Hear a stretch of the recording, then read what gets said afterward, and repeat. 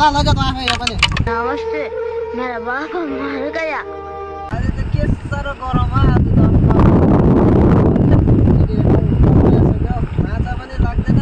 आजभन्दा 10 वर्ष अगाडि त राम्रो माछा लाग्दैन, एकदिन भोको लाग्थ्यो। आज त माछा पनि लाग्नु छोड्यो कि यो अल्छी लाग्यो। अब साथी आएको छ भने सुनेको थिएँ, साथीलाई कल गरेर बोलाउनु पर्यो। अब म फोन पनि यता राखेँ, कता राख्यो? ए यहाँ रहेछ। साथीलाई कल गरिहाल्नु हो छिटो छिटो।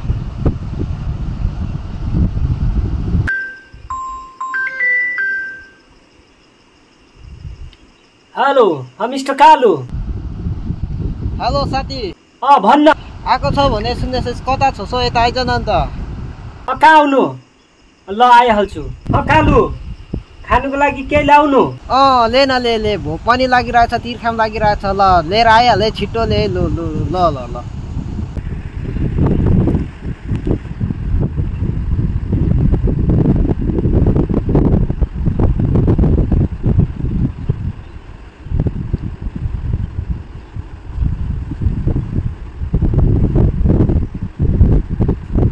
ए कालु, ठिकै छस् कालु? लायो ठिकै छु नि। ल्याइदिइहालिस् ल। भोक लाग्यो, राम्रो भएछ ल, खाइहाल्नु पर्यो। ए कालु, त चाहिँ नसुध्रिने भएछ। सबै साथीहरू जुनमा पुगिसक्यो, त चाहिँ नुनमै बसिरह ल। हेर त यो यत्रो माछा मारेर अर्काको ज्यान लिएर तल कति दिन पुग्छ? हेर त विदेश छ, काम गर। माछा पर्यो। ठुक्क त विदेशी बेसी कराएर माछा पनि तर्सेर उम्केर भाग्यो। ठुक्क यत्रो घाममा दुखाएर। ल लैजा त आफै यो पनि। कस्तो खालको त यहाँ कराएर माछा पनि उम्केर गयो। यस्तो घाममा अहिलेदेखि रुङ्गेको होइन। त्यसले गर्दा माछा तर्सेर भाग्यो। तेरो त्यो टाँगोबाट उछिटेर गएको माछा मलाई नलगा, त्यसको पनि ज्यानै हो। के गरेको दोष लगाउँछ? त्यत्रो त्यो माइले बिहानदेखि मेहनत गरेको खेर गयो। कहिले गर्दाखेरि छोड्दे अब त्यो कुरा। हिजो पनि पार्टी गर्नु हिजो आइहालिस्, आज पार्टी गर्नु हिजो के को जान्छ? जाँदैन के को हिँड्दा अब मेरो माछा उम्का पऱ्यो, त्यही बेचेर खाउँ भने। अब त हिजो आएको तेरोमा पैसा छ, हिँड्छौ।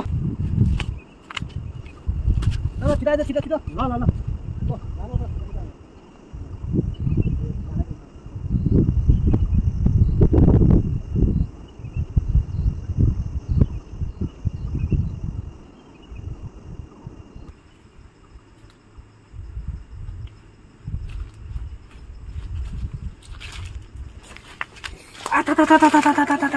के भयो? हेर्न यहाँ केले चिल्यो? यत्रो विदेशी नै भएको क्या सिस्न। यत्रो यी डुलेर हुर्केर पनि यिनीहरू सिस्न चाहिँ देखिनस्? हेर्न यहाँ, हेर्न के